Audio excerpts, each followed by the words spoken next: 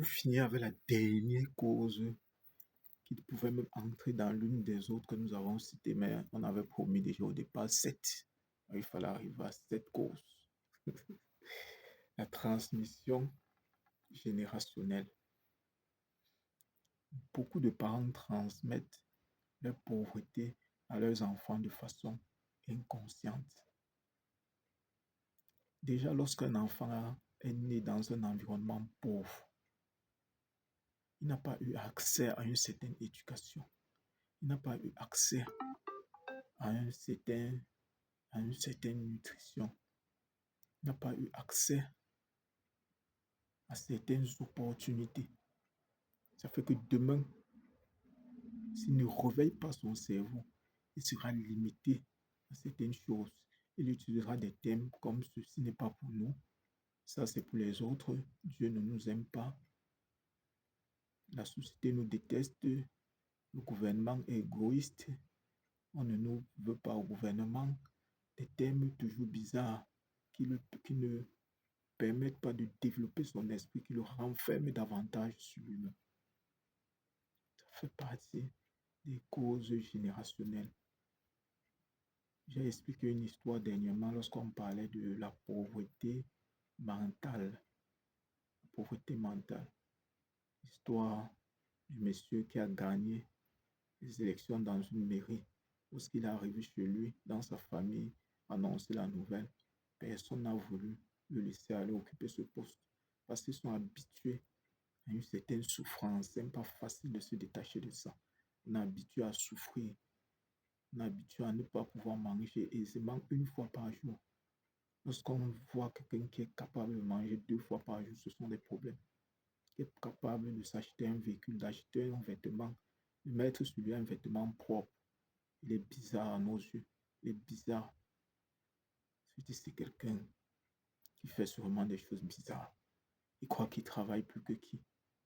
Donc, ce n'est que le travail qu'il fait là qui lui permet d'avoir une voiture de cette valeur, qui lui permet de construire une maison de cette valeur.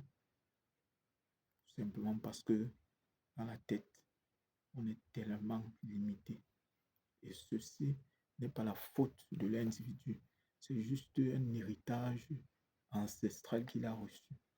Et c'est pour ça que je commence généralement certaines publications en disant tant que vous ne pouvez pas déconstruire les anciennes mentalités, tant que vous ne pouvez pas vous remettre en question, il sera très difficile pour vous de sortir d'un certain environnement, de sortir de vos têtes une certaine mentalité. Parce que tant que vous ne vous remettez pas en question, ça veut dire que tout pour vous est normal. Peu importe la bêtise que vous faites, elle est normale. Tout ne pourra commencer à changer. Ne pourra changer de trajectoire qu'à partir du moment où vous avez décidé de passer à autre chose, de penser différemment, de prendre une autre trajectoire. Et c'est ce que nous construisons dans l'Académie Transformation de l'offre du livre de l'anomalie à la victoire. L'offre de l'Académie Transformation est un accompagnement de 12 semaines pendant lesquelles on déconstruit ces mentalités-là pour installer les nouvelles, pour installer des mentalités de prospérité, de transformation, d'héritage beaucoup plus important que ce que nos ancêtres nous ont laissé.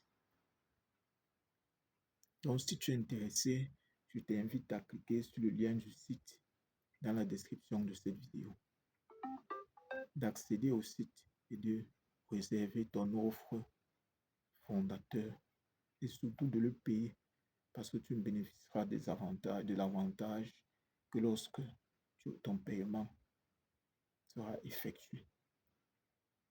Et je te dis comme ça, à très vite pour la suite. Ciao, je suis Frédéric Nobet, entrepreneur, auteur.